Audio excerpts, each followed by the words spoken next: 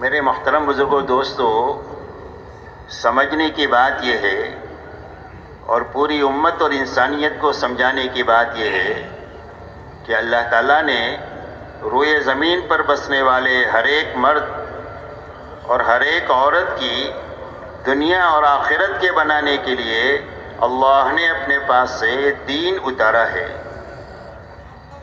اور قرآن پاک میں اعلان فرما دیا ان الدین عند اللہ اسلام۔ فرمایا اب ساری انسانیت کے لیے زندگی گزارنے کا جو طریقہ اللہ کے یہاں پسندیدہ ہے وہ صرف دین اسلام ہے۔ وَمَن يَبْتَغِي غَيْرَ الْإِسْلَامِ دِينًا فَلَن يُقْبَلَ مِنْهُ وَهُوَ فِي الْآخِرَةِ مِنَ الْخَاسِرِينَ۔ فرمایا جو اسلام کے علاوہ اور کسی راستے پر چل کر آئے گا اللہ کے یہاں مقبول نہیں ہوگا، اور اس کی آخرت ہمیشہ ہمیشہ کے لیے اجڑ جائے گی جہاں کبھی بھی آبادی نہیں ہوگی۔ اس لیے میرے دوستو، اللہ تعالیٰ نے ساری انسانیت کی کامیابی کے لیے دین اسلام اتارا ہے کہ زندگی جو بنے گی وہ بھی دین ہی کے راستے سے بنے گی، اور آخرت بھی جو بنے گی وہ صرف دین ہی کے راستے سے بنے گی۔ اور ہماری پوری محنت کی اور بھاگ دوڑ کی بنیاد دین ہے کہ ہر فرد امت کی زندگی میں پورا دین اپنی حقیقت کے ساتھ میں آ جائے۔ تو اللہ تعالیٰ نے دنیا اور آخرت کے بنانے کے لیے دین اتارا ہے، اور اپنی سنت روئے زمین پر یہ جاری فرمائی ہے کہ جو کوئی بھی پوری دینداری کے ساتھ جیے گا اور دینداری پر مرے گا، اللہ اس کی دنیا بھی اچھے سے اچھی بنا دیں گے، اور اس کی آخرت جنت کی شکل میں ایسی بنا دیں گے کہ جس کے بعد کبھی بھی بربادی نہیں ہوگی، ہمیشہ آباد ہی آباد رہے گی۔ اور جو بے دینی کے ساتھ زندگی گزارے، چاہے دنیاوی اعتبار سے کتنے ہی بڑے نقشوں کے مالک کیوں نہ ہو، اور جو بے دینی پر مرے تو اللہ نتیجتاً اس کی دنیا بھی اجاڑ دیں گے، اور آخرت ایسی اجڑے گی جہنم کی شکل میں کہ اس کے بعد کبھی بھی آبادی نہیں ہوگی۔ یہ اللہ کی طرف سے ایسی پکی ٹھکی سنت ہے کہ جس میں کبھی بھی تبدیلی نہیں ہوگی۔ فَلَن تَجِدَ لِسُنَّتِ اللَّهِ تَبْدِيلًا وَلَن تَجِدَ لِسُنَّتِ اللَّهِ تَحْوِيلًا۔ فرمایا اللہ کی سنت کو کبھی بدلتا ہوا نہیں پائیں گے۔ اس لیے یہ سمجھنے کی ہے اور پوری امت اور انسانیت کو سمجھانے کی ہے کہ اللہ کے یہاں کامیابی کا سبب حقیقی صرف دین ہے۔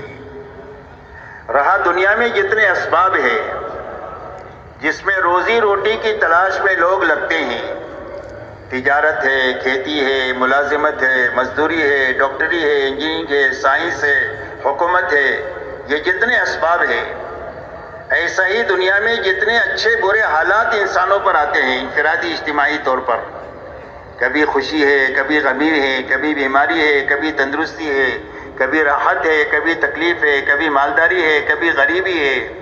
غرض یہ ہے کہ یہ جتنے حالات اور اسباب ہے اس کا تعلق نہ تو کامیابی کے ساتھ ہے اور نہ تو ناکامی کے ساتھ ہے۔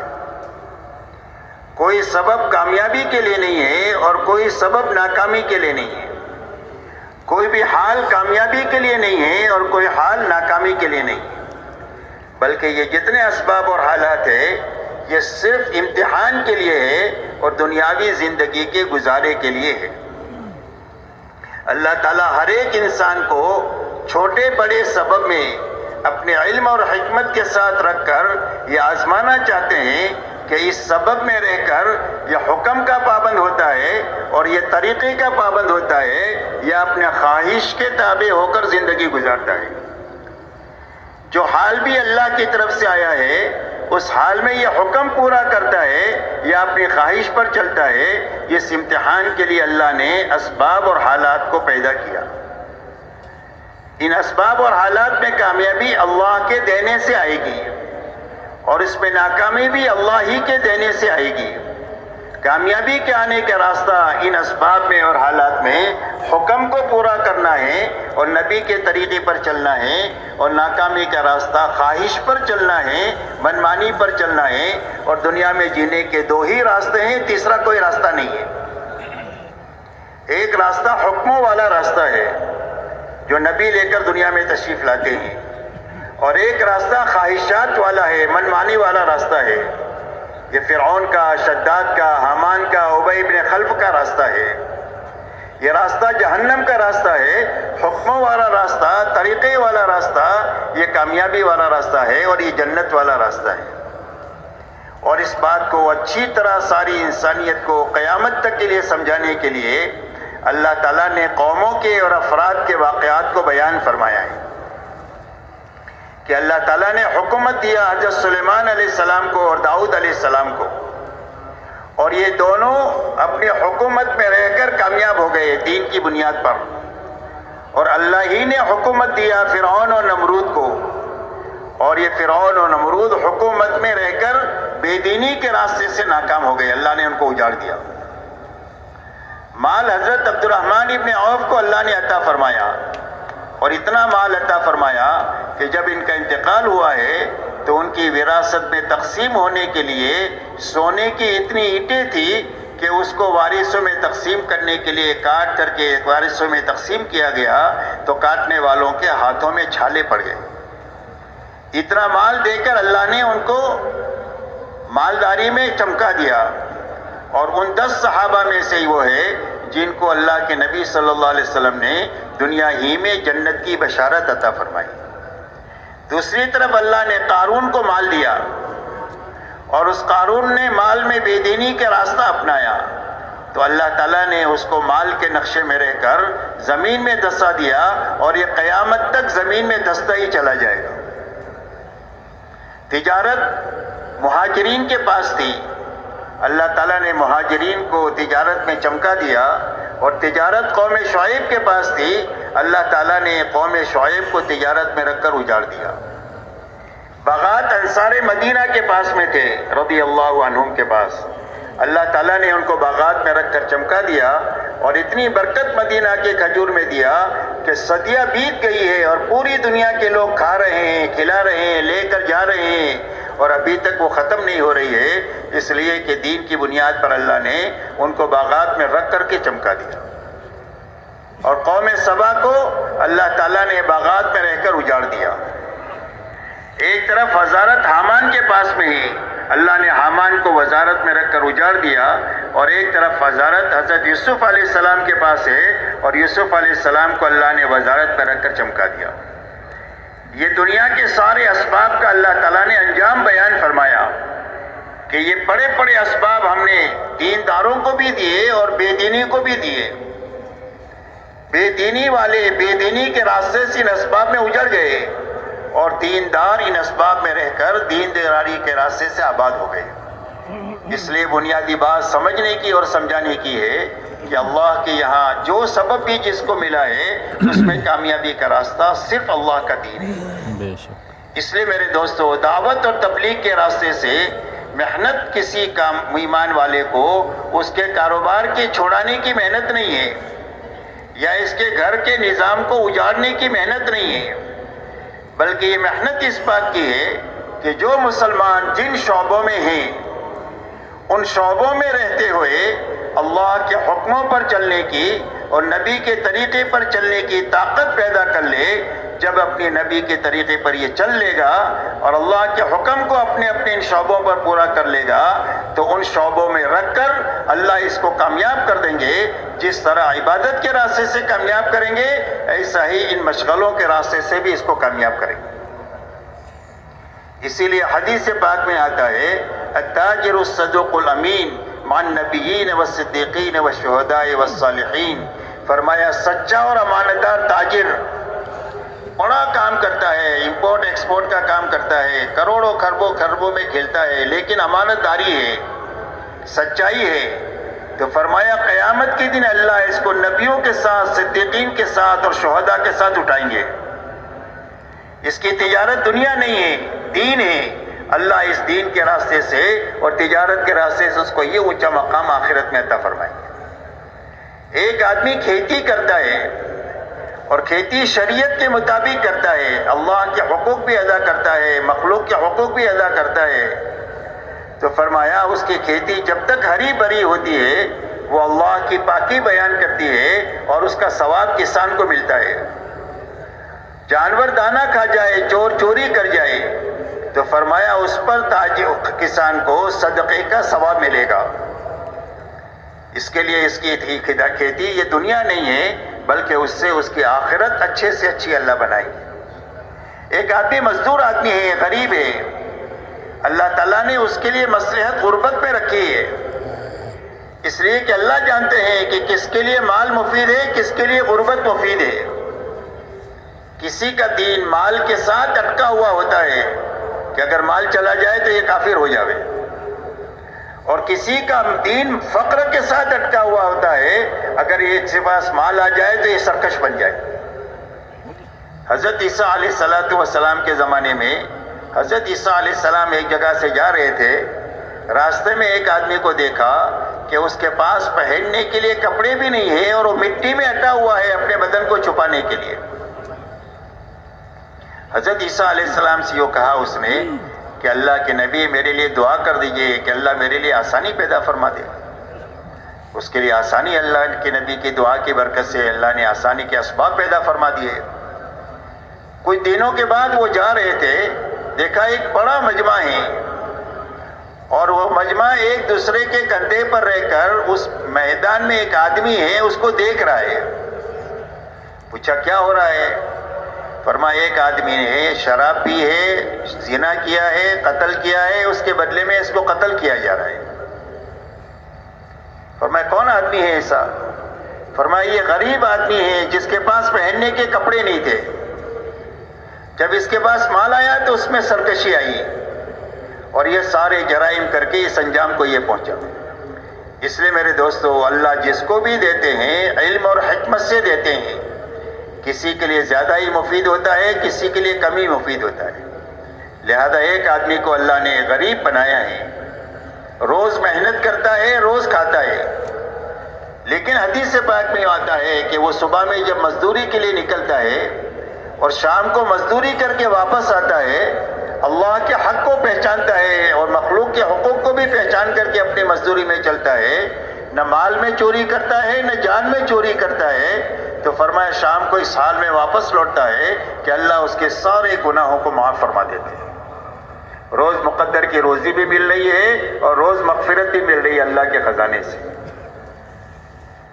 ایک آدمی حاکم ہے، اللہ نے اس کے نصیب میں حکومت لکھی ہے اور وہ ملک کا بادشاہ ہے یا ملک کے بہت بڑے خطے کا وہ بادشاہ ہے، لیکن انصاف کے ساتھ حکومت کرتا ہے، تو فرمایا قیامت کے دن اللہ تعالیٰ اس کو عرش کے سائے میں جگہ دیں گے، جبکہ اللہ کے سائے کے سوا کوئی سایہ نہیں ہوگا۔ اتنا بڑا مقام قیامت کے دن اللہ تعالیٰ اس کو عطا فرمائیں گے انصاف کے ساتھ حکومت کرنے کے نتیجے میں۔ اس کی حکومت دنیا نہیں ہے، اس کا حکومت کرنا دین ہے۔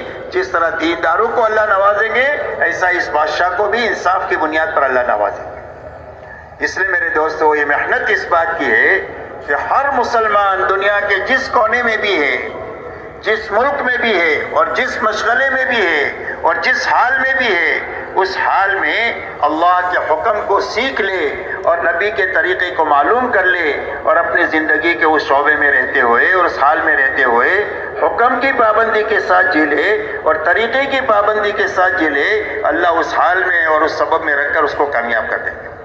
یہ محنت اس بات کی ہے میرے دوستو۔ اسی کے ساتھ میرے دوستو، ایک بات سمجھنے کی یہ ہے کہ اللہ کی طرف سے جو کامیابی ملے گی وہ پورے دین پر ملے گی۔ اسی لیے اللہ تعالیٰ ایمان والوں سے مخاطب ہے، یا ایھا الذین آمنوا ادخلوا فی السلم کافہ ولا تتبعوا خطوات الشیطان انہ لکم عدو مبین۔ اللہ جل شانہ قرآن پاک میں ارشاد فرماتے ہیں کہ اے ایمان والو، اسلام میں اور دین میں پورے داخل ہو جاؤ اور شیطان کے نقش قدم پر مت چلو، اس لیے کہ شیطان تمہارا کھلا ہوا دشمن ہے۔ جب زندگی میں دین پورا ہوگا تو اللہ کی طرف سے وعدے سارے قرآن میں کیے ہوئے پورے ہو جائیں گے اور اللہ تعالیٰ کامیابی کے اسباب دنیا میں پیدا فرما کر ان کو کامیاب کر دیں گے۔ اور جب زندگی میں دین ادھورا ہوگا تو دنیا میں نقد مصیبتیں آئیں گی۔ فرمایا ما اصابکم من مصیبت فبما کسبت ایدیکم ویعفو عن کثیر۔ اللہ فرماتے قرآن پاک میں، جو مصیبت بھی تمہارے پاس آ رہی ہے وہ تمہارے ہاتھوں کے غلط کاموں کی وجہ سے آ رہی ہے، اور بہت ساری غلطیاں تو وہ ہے جو اللہ تعالیٰ معاف فرما دیتے ہیں. فرمایا وَلَنُذِيقَنَّهُم مِّنَ الْعَذَابِ الْأَدْنَىٰ دُونَ الْعَذَابِ الْأَكْبَرِ لَعَلَّهُمْ يَرْجِعُونَ. اللہ فرماتے ہیں کہ بڑا عذاب جو موت سے شروع ہوگا اس سے پہلے دنیا میں چھوٹی چھوٹی تکلیف کی شکلیں ہم پیش کر کے دنیا میں اس لیے بھیجتے ہیں تاکہ اپنی غلط زندگی سے یہ توبہ کر کے اللہ کی طرف رجوع کرے. یہ بھی ایمان والوں کے حق میں رحمت ہوتا ہے کہ اللہ کی طرف رجوع کی توفیق مل جاوے. اس لیے میرے دوستو دنیا میں جب دین ادھورا ہوگا تو دنیا میں نقد مصیبتیں آئیں گی. جو کوئی بھی مصیبت اس وقت میں دنیا میں نظر آ رہی ہے اپنی انفرادی اور اجتماعی زندگیوں میں اور اپنے چھوٹوں بڑوں کے اوپر وہ سارے حالات دنیا میں جو ہے یہ دین کی کمی کی وجہ سے. تو محنت اس بات کی ہے کہ ہر ایمان والے کی زندگی میں پورا دین آئے اور اپنی حقیقت کے ساتھ آئے. اسی لیے اللہ جل شانہ ہر ایمان والے مرد اور عورت سے یہ مطالبہ کرتے ہیں کہ اسلام میں اور دین میں پورے داخل ہو جاؤ اور شیطان کے نقش قدم پر مت چلو. شیطان تمہارا کھلا ہوا دشمن ہے. تو پورا دین پر داخل ہونے کی کیا معنی ہے؟ اللہ تعالیٰ نے 2 لائن کے احکامات عطا فرمائے ہیں. ایک کرنے کے لائن کے احکامات دیے ہیں اور ایک بچنے کے لائن کے احکامات دیے ہیں کہ یہ کرنا ہے یہ نہیں کرنا. کرنے کے جتنے کام بتائے ہیں ان سارے کاموں کو کرنا اور جتنی بچنے کی چیزیں ہیں ان ساری چیزوں سے بچنا یہ پورا دین ہے. اسی لیے علماء یہ فرماتے ہیں کہ اس آیت کریمہ کے شان نزول کے بارے میں مفسرین نے یہ لکھا ہے کہ آیت اتری ہے حضرت عبداللہ ابن سلام رضی اللہ تعالیٰ عنہ کے بارے میں جو اسلام سے پہلے ایک سچے آسمانی مذہب کے ماننے والے تھے. اسلام کے آنے کے بعد اللہ تعالیٰ نے اس سارے مذاہب کو منسوخ کر دیا اور پوری انسانیت کے لیے ایک ہی دین طے فرمایا، وہ دین اسلام ہے. اس مذہب میں جس کے وہ ماننے والے تھے اس میں اونٹ کا گوشت کھانا منع تھا. ان کے دل میں یہ بات آئی کہ اب میں نے اسلام قبول کر لیا ہوں، اسلام میں اونٹ کا گوشت کھانا حلال ہے، فرض واجب تو نہیں ہے. اگر میں نہ کھاؤں تو میرا اسلام پر بھی عمل ہو جائے گا اور پہلے مذہب کو جس کو میں مانتا تھا اس پر بھی عمل ہو جائے گا. ایسے اچھے جذبے سے ایک مباح چیز کو چھوڑ دیا. کوئی فرض نہیں چھوڑا، کوئی واجب نہیں چھوڑا، کوئی گناہ کا کام نہیں کیا، ایک مباح چیز کو چھوڑ دیا. مباح اسی چیز کو کہتے ہیں کہ جس کرو تو بھی ٹھیک ہے، نہ کرو تو کوئی بات نہیں.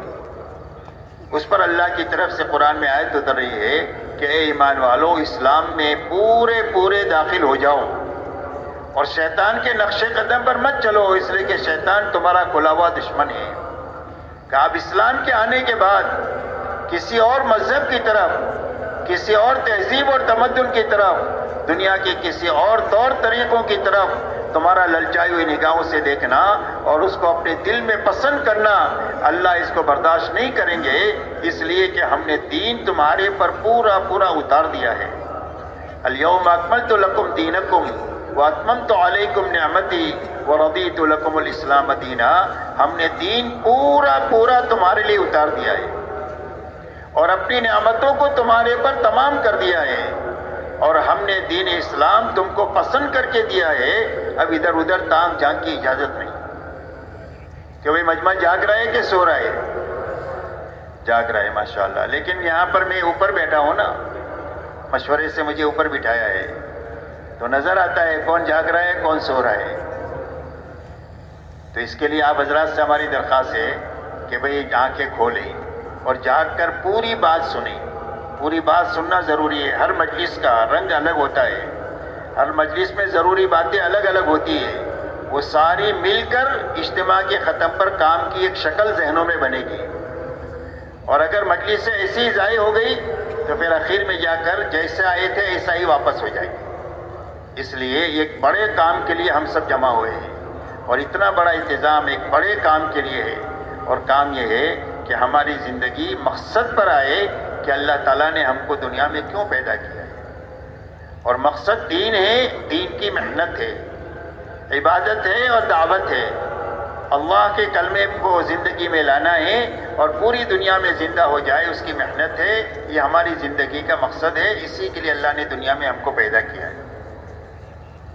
اس لیے میرے محترم بزرگ اور دوستو، یہ محنت دعوت اور تبلیغ کی اس بات کی ہے کہ ہر ایمان والے کی زندگی میں پورے دین پر چلنے کی طاقت پیدا ہو جائے، اس لیے کہ معلومات کی کمی نہیں ہے اور دین پر چلنے کی وسائل کی کمی نہیں ہے۔ مسجد بھی ہے، مدرسہ بھی ہے، علماء کرام بھی ہے، ہر زبان میں دینی کتابیں بھی ہے، سارے وسائل ہیں دین پر چلنے کے، اور معلومات بھی ہے کہ یہ فرض ہے، یہ واجب ہے، یہ حلال ہے، یہ حرام ہے، لیکن اندر میں طاقت نہ ہونے کی وجہ سے زندگیوں میں اس پر عمل نہیں ہے۔ اچھے سے اچھا بیج ہے لیکن زمین میں استعداد نہیں ہے بیج اگانے کی، جس کے نتیجے میں کتنا بھی اچھا بیج آپ ڈالیں گے تو اگے گا نہیں۔ اس لیے میرے دوستو، یہ پوری امت میں طاقت پیدا کرنے کا کام ہے کہ فرائض پر کھڑا ہونے کی طاقت پیدا ہو جائے اور حرام سے بچنے کی طاقت پیدا ہو جائے، اور ہر ایمان والے کو اپنی دینی کمی کا پتہ لگ جائے کہ میری زندگی میں بڑی خامیاں ہیں اور میری زندگی میں بڑی کمزوریاں ہیں، اور یہ کمزوری دور ہونی چاہیے اور موت سے پہلے دور ہونی چاہیے، اور یہ خامیاں دور ہونی چاہیے اور موت سے پہلے دور ہونا چاہیے، ورنہ موت کے بعد اتنا پچھتانا پڑے گا کہ آدمی خون کے آنسو روئے گا لیکن اس کے آنسوؤں کا پوچھنے والا کوئی نہیں ہوگا۔ تو یہ خامی کا پتہ چلے اور کمزوری کا پتہ چلے، اس کے لیے تبلیغ ہے۔ اسی لیے نکلنے کے لیے کہا جاتا ہے کہ اللہ کے راستے میں نکل کر اپنے چہرے کو صحابہ کے آئینے میں دیکھے تاکہ ہماری کمی کا پتہ چلے۔ آج ہماری غلطی یہ ہے کہ ہم دین کے معاملے میں اپنے سے نیچے والوں کو دیکھنے کے عادی ہیں، اور دنیا کے معاملے میں اپنے سے اوپر والوں کو دیکھنے کے عادی ہیں۔ 100 پتی 1000 پتی کو دیکھتا ہے، اور 1000 پتی لکھ پتی کو دیکھتا ہے، لکھ پتی کروڑ پتی کو دیکھتا ہے، کروڑ پتی ارب پتی کو دیکھتا ہے، ارب پتی کھرب پتی کو دیکھتا ہے، اور کھرب پتی ملک والے کو دیکھتا ہے، اور چھوٹا ملک والا بڑے ملک والے کو دیکھتا ہے۔ تو ہر آدمی دنیا کے معاملے میں اوپر دیکھ رہا ہے، تو جتنا کچھ بھی اللہ نے اس کو دیا ہے اس کو کم ہی لگ رہا ہے، اور ناشکری کی کیفیت کے ساتھ زندگی گزر رہی ہے، اس لیے کہ اوپر دیکھنے کی عادت ہے۔ اور دین کے معاملے میں ہمارا معمول یہ بنا ہوا ہے کہ ہم دین کے معاملے میں اپنے سے نیچے والوں کو دیکھنے کے عادی بن گئے ہیں، اور اپنے ماحول کو دیکھ کر اسلام کو اور دین کو سمجھنے کی کوشش کرتے ہیں۔ اس کے لیے آدمی پر اپنی غلطی واضح نہیں ہوتی ہے، بلکہ آدمی کو دھوکہ لگ جاتا ہے کہ میں بھی تو دیندار ہوں، اور اس کی وجہ یہ ہے کہ دین کے معاملے میں اپنے سے کمتر لوگوں کو ہم دیکھتے ہیں۔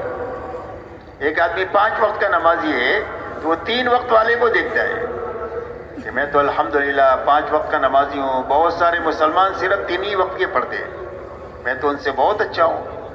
اور 3 وقت والے جمعہ والوں کو دیکھتے ہیں کہ ہم تو 3 وقت کی پڑھتے ہیں، بہت سارے مسلمان صرف جمعہ مسجد میں آتے ہیں، اور جمعہ والے ان کو دیکھتے ہیں جو جمعہ بھی نہیں پڑھتے، بولے بہت سارے مسلمان تو وہ ہے جو جمعہ بھی نہیں پڑھتے، ہم تو جمعہ کی نماز تو پڑھ لیتے ہیں، ہم تو بہت اچھے ہیں۔ اور جو جمعہ کی نماز بھی نہیں پڑھتے ہیں وہ دیکھتے ہیں ان کو جو شرابی کبابی ہیں، کہ ہم نمازی تو نہیں پڑھتے ہیں باقی ہم شرابی کبابی تھوڑی ہے۔ بہت سارے مسلمانوں کو دیکھو پتہ نہیں کن کن غلطیوں میں ہیں، آپ تو ان کو جا کر کے سمجھاؤ ہم تو بہت اچھے لوگ ہیں، اور اگر ان کے پاس آپ جاؤ تو کہیں گے کہ کلمہ تو ہم پڑھتے ہیں، جنت تو ہماری ہے۔ آپ تو ان لوگوں کو جا کر کے دعوت دو جو کو کلمہ نہیں جانتے اور کلمے والے نہیں ہیں، ہم تو ان سے بہت اچھے ہیں۔ تو جو جس بے دینی میں ہے اس کو اپنی بے دینی کا کمی کا پتہ نہیں ہے، اور جب دینی کمی کا پتہ نہیں ہے تو اس کے دور کرنے کی فکر بھی نہیں ہے۔ حالانکہ میرے دوستو یہ بے فکری بہت اچھی بات نہیں ہے، یہ بے فکری بالکل خالی ہونے کی علامت ہے کہ اندر کچھ نہیں ہے، ورنہ جب جیب میں پیسہ ہوتا ہے تو آدمی کو فکر ہوتی ہے کہ کوئی اڑا نہ لے جائے۔ صحابہ کے بارے میں ہر وقت میں وہ اپنے دین کے بارے میں فکر مند تھے۔ ایک تابعی فرماتے ہیں کہ میری 30 صحابہ سے ملاقات ہوئی، ان سب کو میں نے روتے ہوئے پایا اور وہ سارے اپنے اوپر نفاق کا ڈر کرتے تھے کہ کہیں ہم منافق نہ ہو۔ صحابیت کے مقام پر کوئی دنیا کا بڑے سے بڑا ولی پہنچ نہیں سکتا، اس مقام کے لوگ اپنے بارے میں فکر مند تھے کہ کہیں ہماری نفاق پر موت نہ آئے۔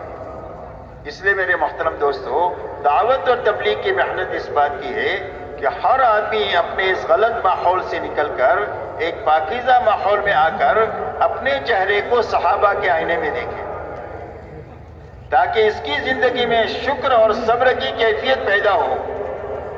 اللہ والے یہ فرماتے ہیں کہ آدمی صابرین اور شاکرین میں سے ہو نہیں سکتا۔ اللہ تک پہنچنے کے یہ دو راستے ہیں، ایک شکر کا ہے اور ایک صبر کا ہے، لیکن صابرین اور شاکرین میں سے ہو نہیں سکتا ہے جب تک دنیا کے معاملے میں اپنے سے نیچے نہیں دیکھے اور دین کے معاملے میں اپنے سے اوپر نہ دیکھے۔ اور جب یہ دین کے معاملے میں اپنے سے اوپر دیکھے گا اور دنیا کے معاملے میں نیچے دیکھے گا، تو اللہ اس کو صبر بھی دیں گے، شکر بھی دیں گے، اور ان دونوں راستوں سے اللہ تک یہ پہنچ جائے۔ اس لیے میرے دوستو، یہ محنت اس بات کی ہے کہ ہر ایمان والا اپنے غلط ماحول سے، جہاں غلط دیکھنے کا عادی بن چکا ہے، وہاں سے نکل کر کے ایک پاکیزہ ماحول میں آئے جو مسجد کا ماحول ہے، اور وہاں پر 24 گھنٹے اعمال کی ایک فضا ہوتی ہے۔ اس فضا میں آ کر کے اپنے اندر میں پورے دین پر چلنے کی طاقت پیدا کرے۔ جب طاقت پیدا ہو جائے گی تو زندگی میں دین آ جائے گا۔ حضور صلی اللہ علیہ وسلم نے پوری امت میں پہلے محنت کر کے طاقت پیدا کیا حکموں پر چلنے کی، اور جب حکم پر چلنے کی طاقت پیدا ہو گئی، اب اللہ کی طرف سے جو احکامات آئے وہ سارے احکامات پر عمل جو ہے وہ آسان ہو۔ اس لیے میرے دوستو، اپنی زندگی کو صحابہ کے آئینے میں دیکھنے کے لیے تبلیغ ہے کہ ہر آدمی اللہ کے راستے میں نکل کر اپنے آپ کو صحابہ کے آئینے میں دیکھے، اس لیے کہ حق مقید ہے آپ کے ساتھ اور آپ کے صحابہ کے ساتھ۔ حضور صلی اللہ علیہ وسلم سے پوچھا گیا کہ حق کیا ہے؟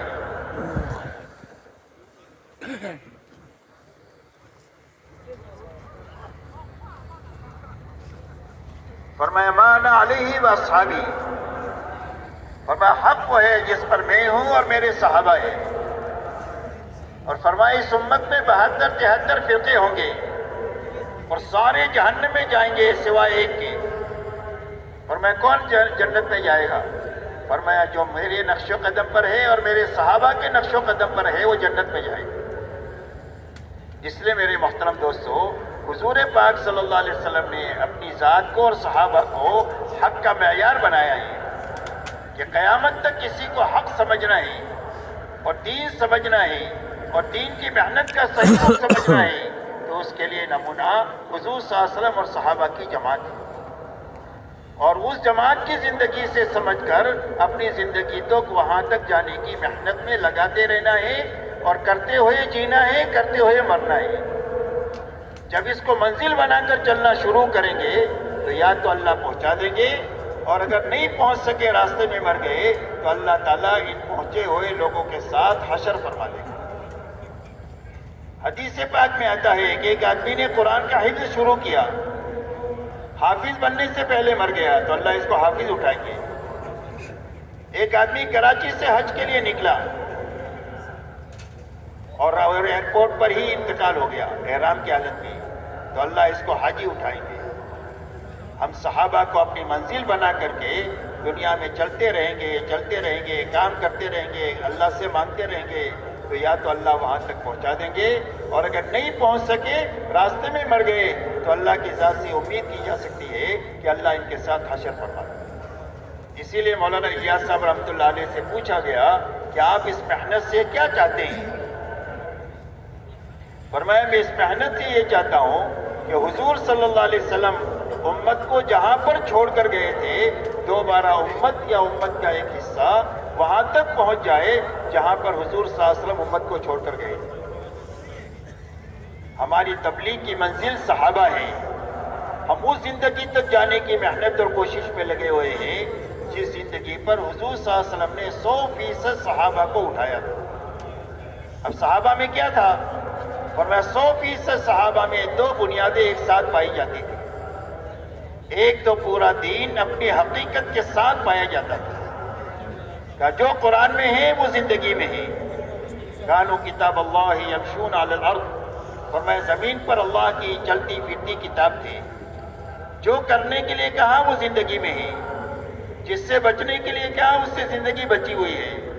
جن صفات سے متصف ہونے کے لیے اللہ نے قرآن میں فرمایا ہے اس صفات سے زندگی متصف ہے، اور جس صفات سے دور رہنے کا حکم دیا ہے ان صفات سے اپنی زندگی کو بچائے ہوئے ہے. وہ کتاب قرآن کا نمونہ تھے جو زمین پر چل پھر رہے. ایک مرتبہ ایک غیر مسلم نے کہا کہ تمہارا قرآن کہاں ہے؟ ایک صحابی کے طرف اشارہ کر کے فرمایا ھذا کتاب اللہ یمشی علی الارض، فرمایا اللہ کی کتاب ہے جو زمین پر چل پھر رہی. تو ایک تو پورا دین اپنی حقیقت کے ساتھ زندگی میں تھا، اور زندگیوں میں دین پورا آئے گا تو اللہ کے وعدے پورے ہوں گے. اللہ تعالیٰ نے قرآن پاک میں بڑے بڑے وعدے کیے اس امت کے لیے. کہا اس امت کو ہم کیا دیں گے؟ فرمایا سربلندی دیں گے. فرمایا اس امت کو کیا دیں گے؟ فرمایا محبتیں دیں گے آپس میں. کہا اس امت کو کیا دیں گے؟ کیا اس کو خلافت دیں گے؟ کہا اس امت کو کیا دیں گے؟ فرمایا دین کو، ان کے دین کو قوت دیں گے کہ دنیا کے سارے شعبوں پر قرآن کا راج ہوگا، منمانی کا اور نفسانیت کا راج نہیں ہوگا، بلکہ جو قرآن کہے گا ایسی زندگی کے مطابق حکومتیں بھی ہوگی، مزدوری بھی ہوگی، تجارت بھی ہوگی اور کھیتی بھی ہوگی. ہر آدمی اپنی ذاتی زندگی میں اور اجتماعی زندگی میں قرآن کے حکموں کا پابند بن کر کے جیے گا.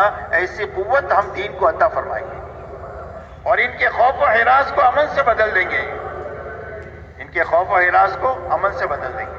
دنیا کی زندگی کو پاکیزہ زندگی عطا فرما دیں گے، اور آخرت جنت کی شکل میں ان کی بنا دیں گے، جس کے بعد کبھی وہاں سے نکلنا نہیں چاہیں گے، کبھی وہاں سے ان کو نکالا نہیں جائے گا. اس لیے میرے محترم بزرگ دوستو، ایک تو 100% صحابہ میں پورا دین اپنی حقیقت کے ساتھ پایا جاتا تھا. دوسری بات صحابہ میں یہ تھی کہ 100% صحابہ نے اپنی جان اور مال کو اللہ کے دین کے محنت کے تقاضوں کے مقابلے میں بے قیمت بنایا تھا.